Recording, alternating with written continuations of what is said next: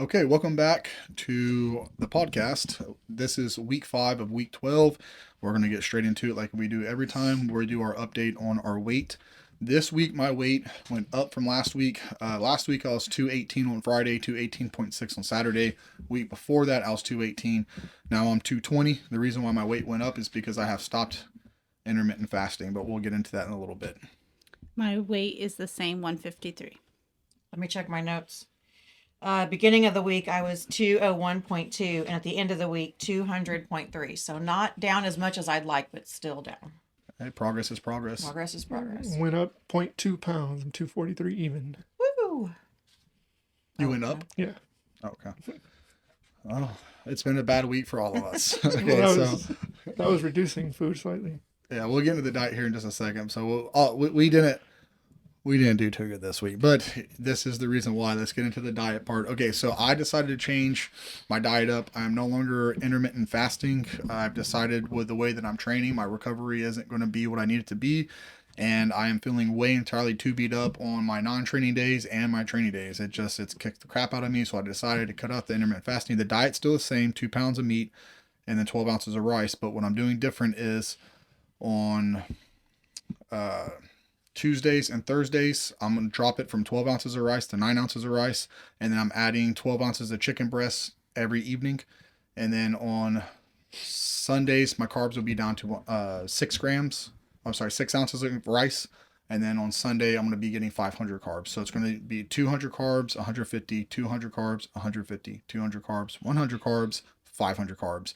And then the meat stays the same, 2 pounds of ground meat and 12 ounces of chicken every single day. So that's what my diet's changed to. So I know that my weight's going to kind of go up some just because of additional carbohydrates and the water retention from the additional sodium. So that's why I'm not really too concerned. I just added the chicken in for dinner last week. I'm doing the carb cycling throughout the week starting Monday. So that's what's happened with that.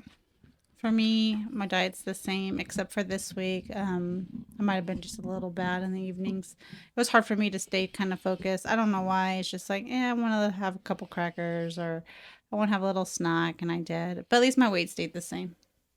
Yeah, that's a win. If you're able to have a little bit of enjoyment in the evening, but your weight doesn't go up or it doesn't fluctuate like that, I mean, that's still a win because you're able to enjoy yourself without having any negative repercussions from, having a little bit of, screw it, and Right. we all get, you're not training for anything specific besides to feel better and look better. So it's like The Pacific. to have something like a downtime or a little bit of like a off week, it's not so crazy. And if that helps you mentally to get back on it for the next couple weeks to come, it's better just to have a little bit of downtime on a week and just like, I'm just going to enjoy myself. I need a mental break and then I'll get back to it next week hardcore. And a lot of times that's actually more helpful than it is harmful, and it actually helps you push harder for your next couple weeks to come.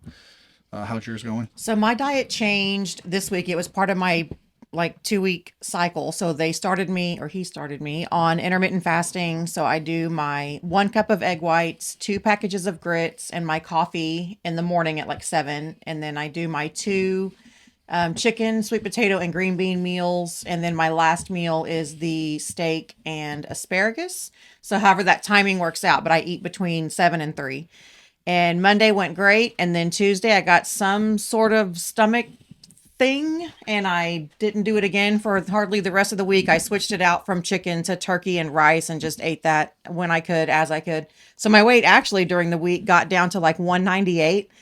But now I'm right back up to 200, 201, which makes sense. I just kind of leveled myself back out. So this week, I'll be more hardcore on the new plan. Yeah, well, whenever you have a stomach issue, it's very difficult to want to stick to anything, let alone training or dieting, especially whenever you have stomach cramps or stomach aches or loose bowels or nausea. Unless you're you have ice in your veins and you're getting ready for a competition or a meet or a show or something like that. Most people, the average person is going to be like, you know what? I'm just going to call it and just kind of let my body rest. And I'm not hungry, so I'm just not going to eat because that's what my body tells me that I need. So I'm going to go ahead and make a judgment call, and I'm going to go ahead and self-evaluate and just take some time off from this. It doesn't mean overeat and eat like crap. It just means, hey, I'm going to eat a little less because I'm just not capable of eating more. Well, it's I started feeling really sick after I ate my first chicken meal of the day. I mean, it was pretty quickly after that, and I tried to eat my second one and could not. So now the thought of having to eat that chicken meal, that's why I reached out to y'all. You got to give me something different to eat because I don't know that I can eat this again. So that's when I switched over to ground turkey and rice, which is fine.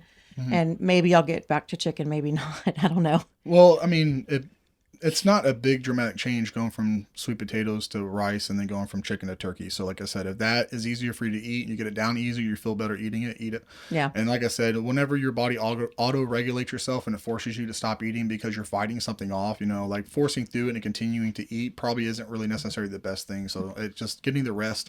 And then, like I said, again, having that downtime to be like, you know what? I need a little bit of mental break because what I'm going through, the way I feel, or how my body's reacting. So taking that week off instead of fighting through it. A lot of people are like, no, you got to fight through it and you got to push through it and you got to be hardcore. And you know what? And sometimes the latter, yes, you need to. But in most situations, it's not that crazy important. And having that little bit of time off normally is what's going to help you out to push even harder and get further down the road than it would be if you fought through it and then now you just feel like, man, I'm just so defeated right now. So Yeah. how did yours go? My diet's the same still, except for reduced 1 serving of rice, like I said I was going to do. And I started to feel a little bit of hunger, but on the other side of that, my weight actually shifted up 0.2 pounds. So Did you start adding more sodium or salt? Because a lot of times what can happen is whenever you start eating less food, you get hungrier. So you salt your food, you overly salt your food sometimes without realizing you do, which causes you to retain more water. It's pretty common to do, but you still kept your measurements and your yeah, seasoning. so the salt that I've been doing for the rice is just like 1 serving, or 1 serving of salt per serving of rice. So reducing the serving of rice, I reduced 1 serving of salt as well. So the salt went down as well. It could just be bowel weight too. You could just have excess of Poopy. yeah, there's a little bit of poopies in there. But like I said, I mean, it happens. Sometimes a good bowel movement or water. And another thing too is it's been actually pretty low humidity and pretty dry in Houston the last 2-3 weeks. So like we're not used to that. So the temperature change could actually affect your body's water retention as well too. Like going from somewhere humid to somewhere dry, or going from somewhere dry to somewhere humid, it can cause your body to retain water differently. So that could be something too with the way that the atmosphere has been. It could be, you could have dehydrated and then your body rehydrated. I mean, or vice versa, or your body felt like you were dehydrating because the atmosphere is drier, so it held onto more water. I mean, it could do some pretty crazy stuff. So like your body can fluctuate in water for many different reasons and stuff. So I wouldn't really stress it too much, especially if you went down on food. There's no way you gain 2 pounds. Point two. Oh, Point point two. two. Oh, I thought you said 2. Okay, this No. whole time I thought you said 2. My Point bad. two. It Point ain't two. nothing. That's just probably. Yeah, Yeah, I went, I've been that's a little bit 240. of poopies for I've sure. been 242.8 for the past like 2 or 3 weeks, and this week I was 243 even. Okay, can you still see the camera? Is it? Oh yeah, looks like it's still on. Okay, good. We've been having technical issues. I don't know why our equipment keeps like messing up on us. So we're trying to make sure that our main camera and audio doesn't shut off this time. If it does, we can restart it. I don't know what's been going on with the audio and the camera, but hopefully this week we got it fixed, because if not, this would be the 3rd week in a row. Okay, so we covered the weight loss and the topic. Weight loss and Dieting. dieting. We're having a rough time, y'all. Yeah, a little fatigue. Hunger. Okay, so my hunger this week hasn't really been an issue because I've been eating dinner. I've been adding 12 ounces of chicken to around 7:38. So when I get my last meal, so my hunger isn't really enough. About 45 minutes, an hour after I eat the chicken, my hunger does come, but it's not like sharp hunger like it was like the intermittent fasting, and I'm okay with that because. I mean, being hungry sucks. I mean, don't get me wrong. I'd rather be hungry than have to be over full and overeat, like to gain weight, because that is way more miserable. But I still don't want those super sharp hunger pains. Nobody does. And I know you're about to start intermittent fasting, so you're about to experience those. But like it works, and it works really good. But I just know the routine I'm doing right now, there's going to be diminishing returns, and it's going to end up like hurting me in the end if I don't increase my calories somehow. So this is the safest way for me to do it. But my hunger's been pretty manageable since I added that extra meal. I did still like stop eating even when I was sick or whatever was happening, and I was just trying to stick with the turkey meals. I would stop eating after 3, with the exception of maybe like 4 saltine crackers in the evening, just because my stomach was so nauseous. Well, it's easy to fast whenever you don't want to eat because you got a little boo-boo belly. Yeah, so it was a good way to start my intermittent fasting. Yeah. For me, hunger one, I was eating Hunger things. one. I wouldn't even really say it was so much hunger. I think it was just I needed a break. I feel like it was just so like consistent, just constant dieting, Monday through Friday, always being hungry. And I think what really did it is someone over here started eating dinner, and that makes it hard because Ooh, we yeah. were being hungry together. We were like, Misery loves company. It's easier to suffer with others. well, I told you that, and I knew this was gonna happen. I knew you were gonna end up adding food because I know you. Didn't I call it, guys? You said it. Well, I said I was going to take it as far as I could with 2,500 calories. How many weeks was that? Two. And then, but I'm telling you, I can feel it. Like there's a hard wall approaching, and I can already feel it. And like it's coming quick, and I don't want to hit that wall prematurely. Well, I want to make sure I stay ahead of it. I'm gonna say you're the reason why I messed up. That's fine. I got broad shoulders. I could take that blame. I could carry that burden. You said you felt a little bit hunger this week. So yeah, this week I experienced a little bit of hunger. Like I'm a little bit hungry right now, but again, it's not really anything that I can't deal with. I could get busy doing something or just take my mind off of it some way somehow, and it's negligible. That's good, man. And it's good that you're starting to have the hunger, so you know you're heading in the right direction. But at the same time, it's also kind of like, ugh, because it's coming. It's going to get there. So that's good though that your adjustment to your diet is actually paying off, and you're starting to experience some type of hunger.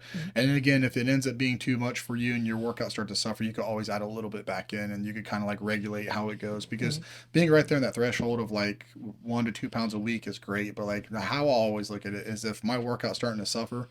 Like I'd rather have a good workout than lose 2 pounds a week. I'd rather lose half a pound a week and have amazing workouts than lose 3 pounds a week and just be dead, miserable, tired all week. And I don't know if I'm in a hurry, but you never should really be in a hurry to do this stuff. But if you get into a hurry, it's not so bad to do that and to be miserable for like, okay, I want to get over as fast as possible, straight line from point A to point B. Let me just throttle it and get there as fast as I can for 6 weeks and be miserable as can be, and then I'd maintain from there. I've done that many times before, but this time I'm kind of focusing more on the like, let's not the long term, but like the continuous progress throughout the remainder of whatever this is. Gotcha. So, okay, soreness. My soreness is elevated to like a level 6 through 8 of like 4. So like if the top There's number that is math again. no. The top number is like 1 through 4, right? I'm like a 6 to 8 on the soreness. So instead of saying, oh, 0 out of 10, I'm a 12. I use 4. Okay, we went off roading. The diamond trails are rated 1 through 4, 1 through 5. Okay, whatever. All right. Swing and a miss. Okay, I'm sore. At least you're cute. I'm sore as hell, and that's how I know that I'm not eating enough food You because said a bad word. what did I say? Sore as No. hell. Oh. So No, you said a bad word. yeah, so I'm incredibly sore, and that's how I know that I'm coming up because we just talked about this the week before, saying that like my soreness is non-existent. Like I'm training really hard, really difficult, and I don't have any soreness. This week was the polar opposite. I trained really hard and I was incredibly sore. Everything hurt. I was miserable. Nothing felt good until like 4 days later, and it's just kind of like, uh-oh, that's a little bit long. So 1, maybe 2 days, 2 full days of soreness, doable. 3-4 days of soreness, way too much. Maybe too adding much the soreness. chicken will help that, right? That's the goal. If I add the chicken in and the soreness cuts back, okay, cool. My nutrition's right. If my soreness sticks around, then I need to go up again, and I'm going to increase because this is going to put me at 250 grams of protein a day. And if this doesn't speed the recovery up, I'm going to bump up to 300 grams a day. If that doesn't pick the recovery up, I'm going to start bumping up carbs from there. On the high days, I'll go from 200 to 250. Low days, I'll go from 150 to 200 because I'm going to adjust my diet accordingly to what I need to make sure that my soreness isn't the determining factor of how my progress is going, because I don't want that to be the thing that holds me back.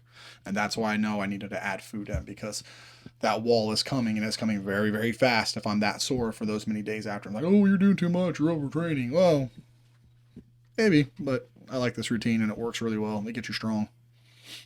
My soreness isn't too bad. Like I could tell I worked out, but it's not like overbearing like that. So I guess I'm still pushing myself enough to have like some discomfort, but it's not like unbearable or anything.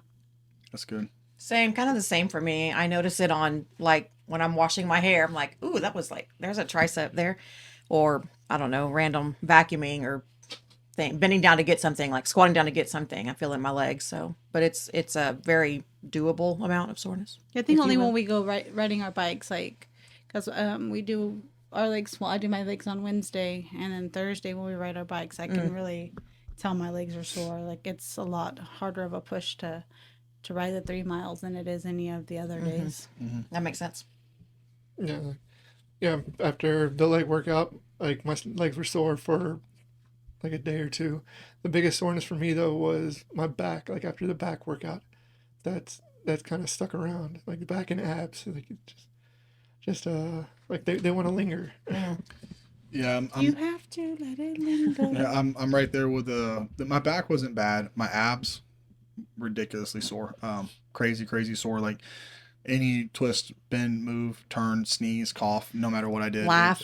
Laugh, no matter what. Like my abs have just been lit up. It's going to be 3 days on Monday, and like my abs are still incredibly sore, and I trained them on Friday. So they're still kind of kicking the crap out of me. Yeah, for me, like not really the whole back. It's mostly just the lats. Like I reach out to like grab something or pull something, and it's like that does not feel good. Yeah. Unfortunately, it wasn't my lats. It's just the abs. Okay. Well, that's it for our updates. We're just going to kind of get into a topic here and see where this goes, and it's going to be training for a purpose. I'll start the topic off and we'll just see where this goes. So I feel like having a very specific goal, training for, I know we kind of repeat this, but I can't beat this drum enough. If you have a purpose and a goal, I think that you're going to put more into your training. I mean, nothing against you two, but we already discussed, like, you had a moment, you're just like, screw it, right? I just need a break. You had a little stomach bug, totally understandable. But I think that when you train for a purpose, and it kind of motivates you to not have those moments, even if you want to have them.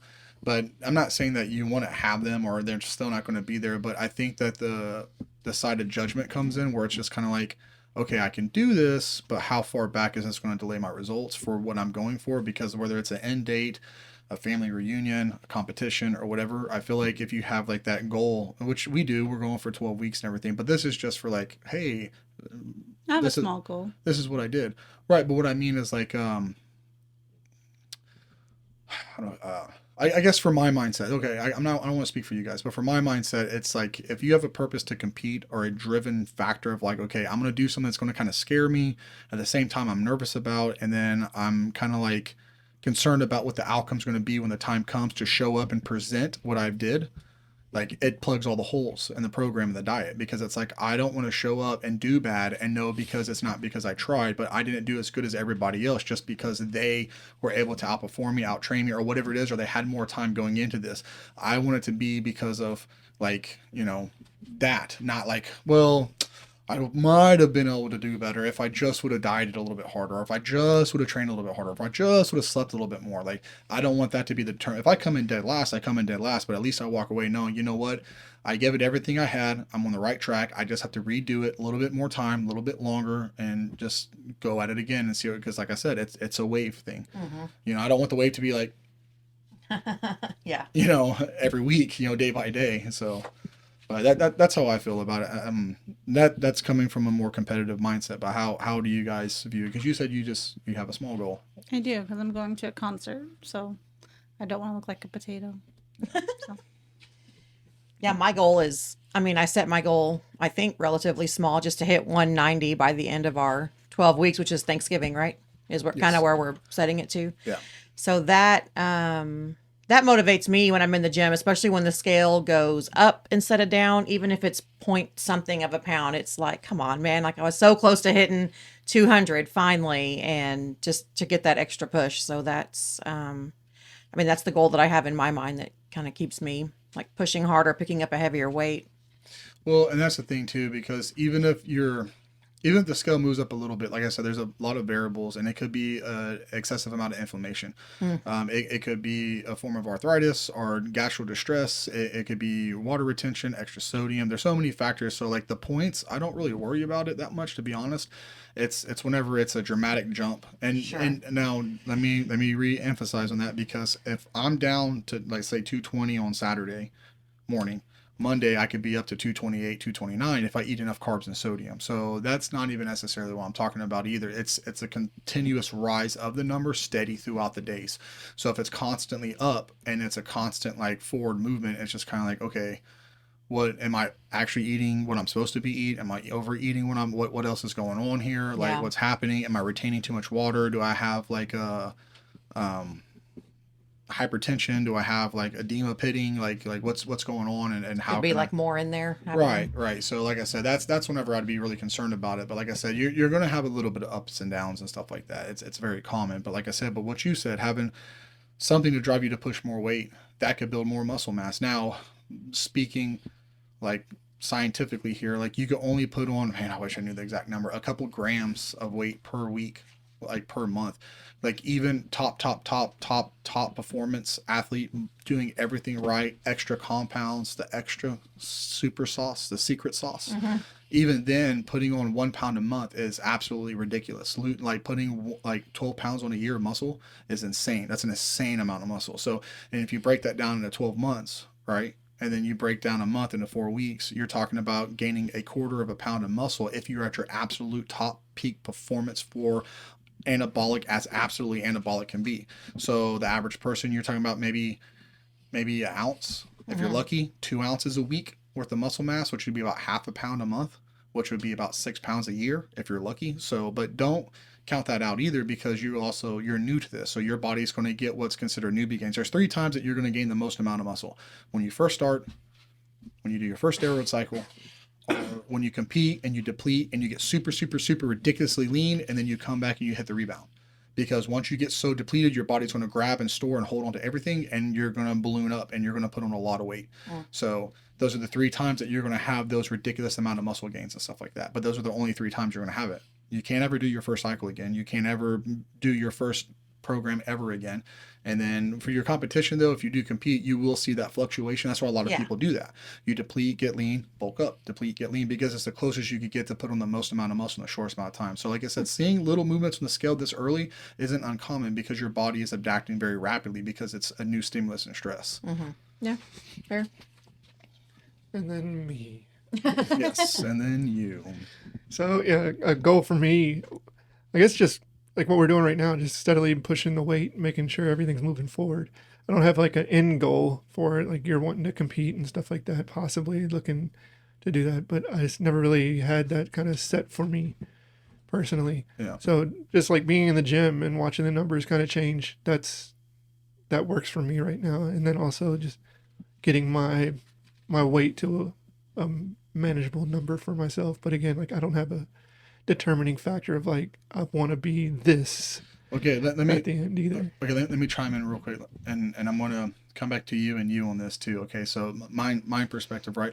When we were younger, we used to skateboard all the time. We skateboarded by ourselves, just you and me in the street behind the house, in the alley, whatever. We would go to places at nighttime, in the middle of the night, 1, 2 o'clock in the morning when the lights were on, nobody was around, and we practiced and practiced and practiced. And when the time came, and we went to the high school, or we went to like Shred Fest, or we went to other events where there's a lot of other people, and it's just like, yeah, we're gonna go here. I want to be able to do this by the time we go there. And then we pushed harder to learn new tricks and to get better at those things. I'm going to kickflip to manual. I'm going to kickflip to this or 360 flip, and we would push super hard to learn those tricks. So when we went, we weren't competing, but there's going to be other people watching. We know everyone's scanning everybody to see where your skill level's at, and you wanted to be the one that was doing not the worst, because we knew we weren't going to be the best, but if we're somewhere kind of in that middle area, and other people that were just starting looked at us kind of, it motivated you to push harder to learn those tricks more aggressively. So let me ask you, going back to that mindset thing and that, do you think that if you did decide, even if you don't want to, because I know you don't have a desire to compete, but even if you bullied into it and you said, you know what, just to get the experience to see what the rush is about, do you think that you would push harder knowing you're going to stand on a platform where at least 120 people are going to be staring at you while you lift? Do you think that would motivate you to push even harder than what you, and I'm not saying you're not pushing hard, but do you think it's going to plug all the holes and make you second think on the weekends and staying up late and I'm going to have this beer, I'm going to do this? Do you think that would actually make you drive harder towards your goal with the mindset of how it used to be?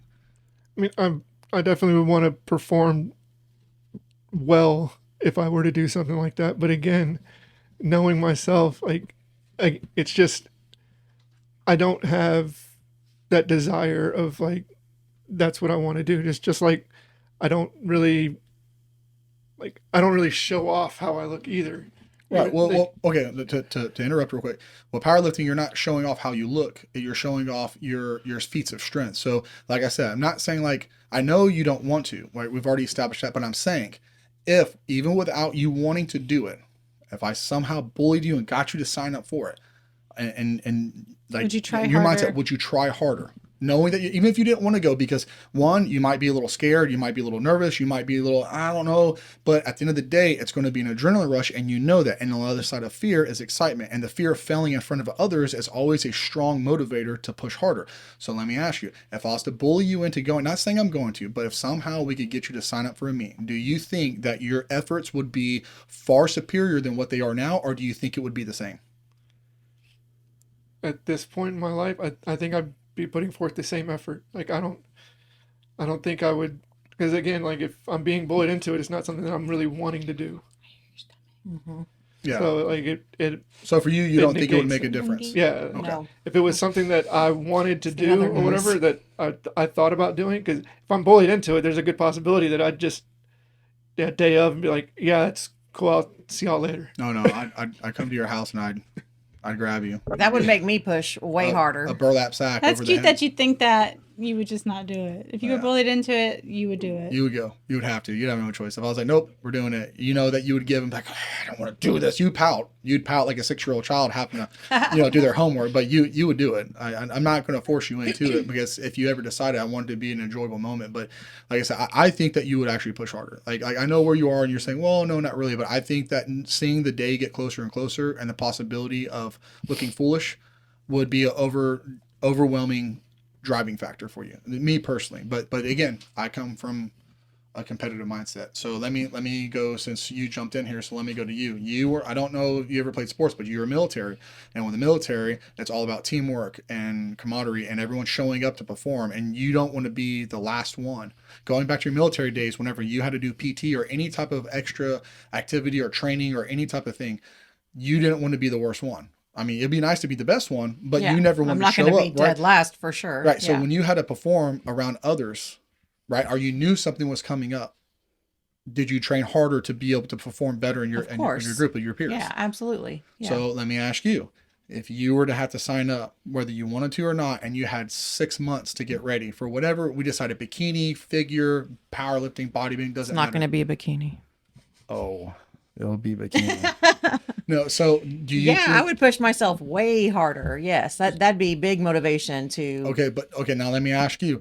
Do you think that it would push you to an unhealthy amount of motivation, where you're actually going so far the other end it becomes more hurtful than helpful, and you start pushing yourself to the extreme?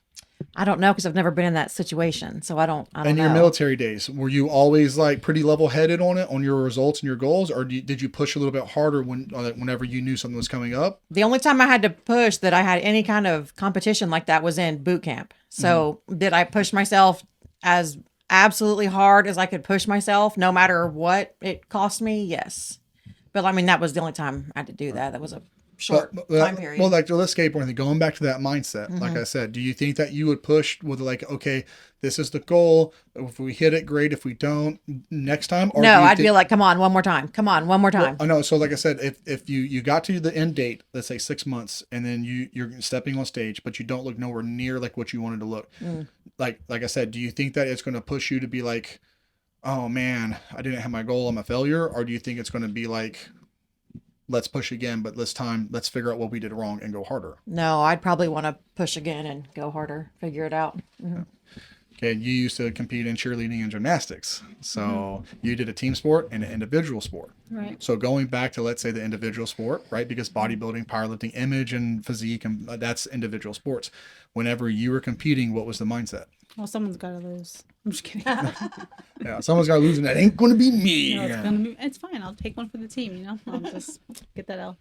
No, I mean, wait, what Set was the your bar question? real low. Yeah. What was your question? like what was well, okay, whenever you were competing in gymnastics, Yes, the mindset whenever you had a competition coming up, did that drive you to push harder, knowing people are going to be judging you, looking at you, watching you, and it's all eyes on you, and you wanted to plug every single hole, take every moment you could take to train, practice, do everything you could do to be able to perform the absolute best? Or were you like, whatever happens happens, and I'm going to do what I do when I feel like doing it? well, of course, but I was also passionate about that. I think that's a big thing. Like, I'm not super passionate about like working out and stuff and dieting. It's not really something I Okay, but let me ask you now. enjoy, but I do okay. it for my health. Same question. Okay. Going back to that mindset of competing in gymnastics, but take that mindset to a competition of doing something related to imaging of like physiques, right? Right. Bikini, like same question I asked her. Going into it, do you think right now, whether you wanted to or not, if you were bullied or forced into it, say, hey, we're going to sign you up in 6 months where if you want to or not, you're doing it. Do you think you're going to sandbag and be like, I don't even want to do it, so I don't care? Or are you going to be like, I don't want to get up there and look the worst? Like, I don't have to win, but I don't want to look there. Do you think that you're going to drive harder than you would just doing what you do now? I mean, Honesty. honestly, I think it would probably just depend on the day. Yes. Like, Okay. You had where 6 am I- months. Okay. You had 6 months you're going to step on stage in front of at least 100 people, at least a But minimum. what I'm saying, I'm gonna have days where I'm probably gonna be like, I don't care, I don't even want to do it. But then I'll probably have days where I do care, and I would push extra hard. If you had to put a percent on the days, like what do you think? Okay. Let's Well, I say am very 6 months. competitive, so I would want to do good. Of course, no one wants to be the worst. I mean, that's like, Who trains to be last, right? I I'm mean, thinking last. if there's 1 out of 4, if I'm 3, that's cool as long as I'm not number 4. But of course, I'd want to strive to be number 1. But I think it would be harder for me to push super hard because it's not something I'm passionate about. That makes sense. Okay, but knowing that there's going to be a day of judgment, there's going to be a moment that you stand You're in front of forced others. into You're it. forced You have to into get up stepping in there. front of other people, and you're forced into stepping on stage, and your little bitty skimmies, and you're going to be completely exposed in every way of the imagination, except for your genitals, and they're going to judge every part of you. And it's not just the judges; it's the audience. Everyone's going. In 6 months, whether you want to do it or not, you're stepping on stage. Can I be honest? And you're not gonna like my answer, probably. Yeah, I want you to be honest. Okay, like honestly, I wouldn't really worry about it too much because no matter how I looked, if I looked the best, someone's gonna have something to say, and that's what I don't like about that sport is. But it doesn't matter what the audience says; it matters what the judges say. It matters where you So I'm place saying the judges. the judge can have different things that they like. You know that. No, I do. Like you could look way better than the person beside you, but they might have like a little bit better of a shoulder, and that's what the judge really likes, so they pick them. Right? It's just I don't really like that judgy feel. Okay, but the question is the same. I already answered. No, I said it would depend. Okay, what would be the percentage of days do you think that you're motivated versus unmotivated? If you could think about it whenever you were doing your gymnastics, same mindset for gymnastics, what do you think would be the amount of motivation at 6 months period? We'll break it down to, let's just say 200 days. I have 200 days. What would be the percentage? Would you say 30% unmotivated, 60% or 70% I'd motivated? probably say like 90%. I think it would just be like some of the days where I feel defeated and I'm like, why am I even doing this? I don't want to do this. You know, we all have those days. Right, of course. Like even for you, when you do want something super bad and you are worried about the judgment day, you still have those days where you're just like, yeah. forget it, whatever. I don't even care. Yeah. But then the next day you push harder because you didn't care the day before. Now So to make up that it's lost really ground. hard to say. I think that, I mean, obviously I wouldn't want to lose and I'm competitive, but I would say probably 95% I would push hard. Okay, so but for the most part, we're all in agreement though. Except for Richard. If you had to step on stage with a day of judgment of others to perform, you know that you would actually push harder than what you're training right now if you knew that day of judgment was coming, except for you, because you think that you would have a choice to back out. Day of judgment, there is no backing out. Yeah, I feel like this is a trap. Like you're like, haha, I signed all of us up. No. I would love to do that, but no, I'm not doing that. Okay, so but the whole purpose, and I'm not trying to put words in y'all's mouth. I want y'all to answer open and honestly. If you don't feel like it would make a difference or matter, like Richard open up honestly, I'm sure there's a lot of people that probably side with him too. But my whole concept is like, regardless of what a day of judgment, even if it's your own judgment, right? A picture, before and after photo, before and after video, going to the river, going to the lake, going to the pool, seeing family and friends you haven't seen in a while. If you knew there was a day coming up, how much harder would you push if you knew that day depended on how you perform, right? And not like, oh, this day, but like saying that like you're going to be judged when these people see you. If you lost 5 pounds and someone noticed, oh man, you lost 40 pounds. How many people would notice? How much more would you push? How much harder would you strive? So like I said, like having a day that you know, and even if you're secretly letting them judge you, right? It's like I'm gonna lose all this weight. I'm not gonna say nothing. I'm gonna show up, act all See who nonchalant, notices. See who and I'm just gonna notices. see how many people notice. And then not a single person makes a single comment on the way you look, right? You're gonna make. I must go back to the laboratory and train harder, figure out the formula, right? It's going to motivate you. It's going to piss you off. It's going to make you mad. It's the same concept of stepping on stage. If you do poorly, it's either going to do one or two things. It's going to crush you and make you be like, I give up, or it's going to drive you harder. Because it's never like, okay. It's always one I or tried. the other. Yeah, it's always one or Well, the I think other. that's why it's important to have goals in general, like have a small goal or a long term goal, rather like because I'm not going to compete. It's just not what I'm going to do. But I do have a goal, and I do have a goal of how I want to look. So I do push myself, and I remind myself. And then when I have my moments of weakness, like I did this past week, I did side by side photos, and I remembered how far I did come, and I was like, man, do I really want to like go back to that? Do I really want to have to like start over again? Yeah, that feeling of defeated when you have something to look back at and be like, okay, and I have that too. Like I just put up a thumbnail of me eating ice cream, and then whenever I was like Lena's like I was down to around like 207, 208 in that photo I took. I can't know, it was still in the hurricane. I don't remember when it was. It was somewhere between 206 and 210 when I took that photo for that thumbnail difference. And I look back at that, I'm like, okay, yeah, that's a massive difference, right? So it's when you have those days where you're feeling defeated, you're feeling just kind of like down about your results and your goals, it's good to have something to look back on. And that's kind of like the milestones of competing to see where you started to where you are, if you can stay healthy enough. And that's a big, big, big thing. If you can stay healthy enough to continue to compete, because things go wrong and stuff happens. So I think it takes like there's two different like mindsets of people though that for something like this, you're gonna have the people that are perfectly fine and okay with what she was talking about, where the judging is based off of just a look. So you're like your bodybuilder people, but I think the bodybuilding community is a little bit smaller in like a mass generalness than the people that are more inclined to compete in like a strict like my number is better than your number. There's no arguing it. I came in first.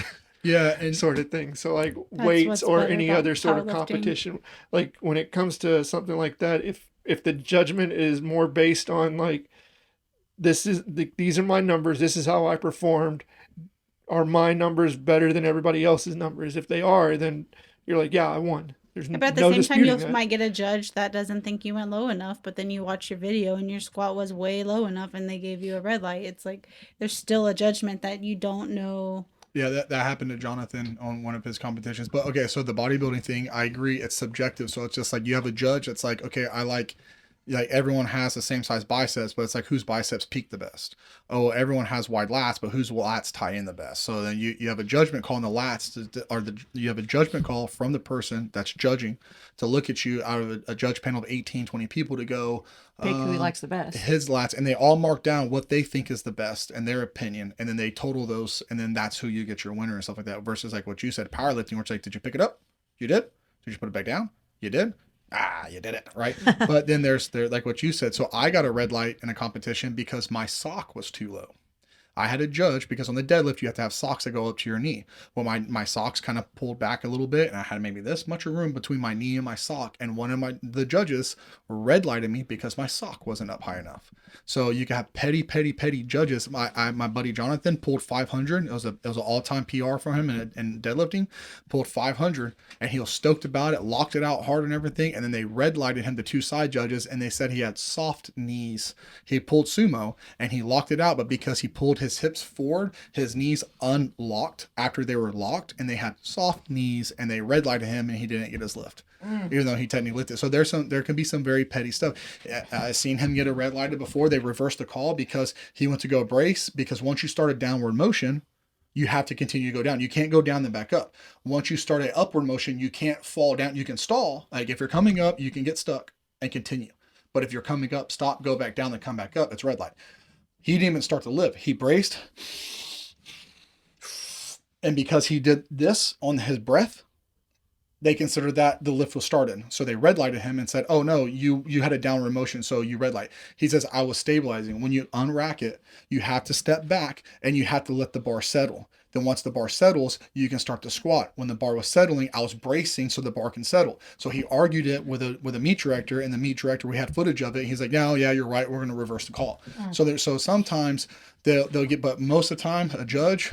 And then the thing that irritates me though is because some of these judges are like hard sticklers, right? But it's like, look, if there's any type of doubt, like was the squat low enough? Because the crease of the hip has to be even with the knee. The knee, the hip, the crease of the hip are below. It cannot be above. And if you get so close you can't tell, right? The doubt is supposed to go to the lifter, right? It's supposed to go to the lifter. Like, oh, it's kind of hard to judge. He might have been a little high. He may have just been white light. But a lot of these judges like, it's kind of hard to tell, red light, because I'm not sure. Yeah. And they don't want to make a bad call. So a lot of people lose their lifts because of bad calls from judges, but it's supposed to go to the lifter. Like if you have to second guess yourself, like, was that, the judges are supposed to give you the lift. But not everyone appeals to that because it's all for fun. Unless you're like top professional, you're not getting paid for it. You're paying to get a membership for that federation, and you're paying to compete. And then you're going to give me a red light because you're not sure if I was a quarter of an inch low enough with 500 pounds on my back. Seriously? So it's like, but a lot of the judges compete and almost the whole audience competes. So you're not only competing with other competitors, but you're competing with a audience. And it's one of the only sports that the participants are the fans are participants, and the judges are participants. You don't do that with the NFL. You don't do that with baseball, basketball, soccer. You might have like minor leagues or little local teams that you could play sports with and stuff like that, but you're not playing it on that level. So, but anyway, so that's what you're saying about the powerlifting. That's what you're saying about the body, the subjectiveness of the judging. I get it, but like I said, it's one of those things you're just going to have to accept, and you're just going to have to go for it or not. But like to me, like I said, I think generally speaking, if someone has a direct driven goal, they're always going to push harder. She's not feeling too good, so let's end this. Okay. If you're at the end. Yeah, it is a good place to stop. Does anyone else have anything to add or? No, peace, love, and harmony. Okay. All right, guys. So thanks for watching. We're Yeah. gonna go Hopefully ahead and end next this one. week is way better and we've done better. Yeah. So this week was kind of a swing and a miss, but we're still marching forward to our goals and everything like that. We appreciate you guys stopping in, checking us out, watching, and we'll see you for week 6. Bye.